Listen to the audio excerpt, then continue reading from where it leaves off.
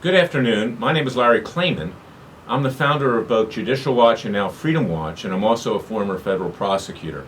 I'm the chairman and general counsel currently of Freedom Watch, and you can find that at www.freedomwatchusa.org. Just the other day, I was passing through Los Angeles International Airport, and I was in the baggage claim of Southwest Airlines. I was coming in from Sacramento, California, and I was assaulted in the baggage claim area. I was assaulted by someone who had an Arabic accent who appeared to be Muslim. Now this was very troubling and frightening, I might add, because just a few weeks earlier in the baggage claim of Fort Lauderdale International Airport, and of course I'm from Florida, so I understand what goes on down there. That's the scene of the 9/11 terrorists as well. 5 people were killed by someone who had been influenced by ISIS and who had converted to Islam.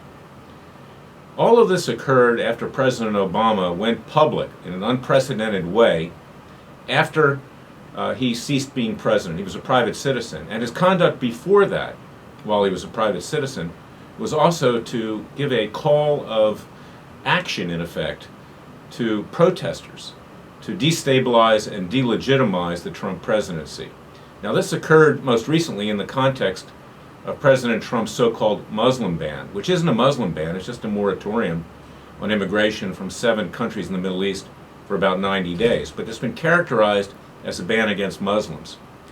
And given the former presidents having whipped up this hatred of Black Lives Matter and others against law enforcement, and I am law enforcement, I'm a former Justice Department prosecutor, I'm the founder of Judicial Watch and Freedom Watch, I'm also an officer of the court, I'm in the target area of what Obama was inciting. He was inciting violence, in effect, to destabilize the Trump's presidency, to delegitimize it, and I became a victim along with others around me.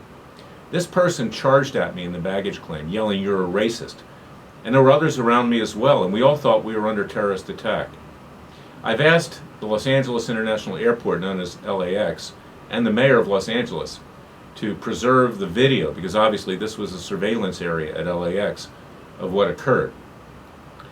And what I'm going to use that for is a lawsuit which I just filed this morning in the U.S. District Court for the Central District of California in La La Land against Obama for inciting this violence, because he's the one, when a former president in effect gives a call to violence to people, and that's what he was doing. He cleverly did it by couching it as encouraging protesters to go into the streets. This obviously is very persuasive and it's powerful. Yesterday we just saw mayhem, vandalism, and arson at Berkeley University, also in California. These protesters, so to speak, obviously egged on by Obama and others, literally tried to burn down Berkeley University. Now, I don't advocate violence against anyone, but I guess if any university has to be burned down, Berkeley would probably be a good choice. I say that facetiously, because I don't want to see that happen.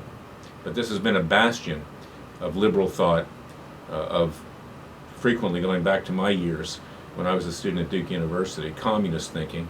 Angela Davis and a professor named Marcuse also came out of that university. But let me get to the point, because I'm rambling a little bit here. We cannot have President Obama. He stoked violence while he was president of the United States against law enforcement, causing the death of some of my clients in Dallas, Texas, the father of a police officer who died there. But we can't have it happen continuing into the future. And this time, he's put together black nationalists, radical Muslims, and others to destabilize this country, because frankly, he's angry that his legacy is being deconstructed by President Trump, and that Hillary Clinton could not carry on that legacy. This lawsuit seeks to put an end to that. So I'll call your attention to our press release and a copy of the complaint, which can be found at freedomwatchusa.org. Please support us. We cannot have this kind of anarchy, this kind of hatred occur in a civilized society. It's simply not right, and it'll destroy this country if it continues. President Trump deserves an opportunity to succeed. Unfortunately, people are being caught in the crossfire of Obama, radical black and Muslim activists who are seeking to destroy this country, and people like me are being assaulted. I'm a big boy, but this was an assault, and somebody should have to pay for it. God bless you, God bless America, and have a nice day.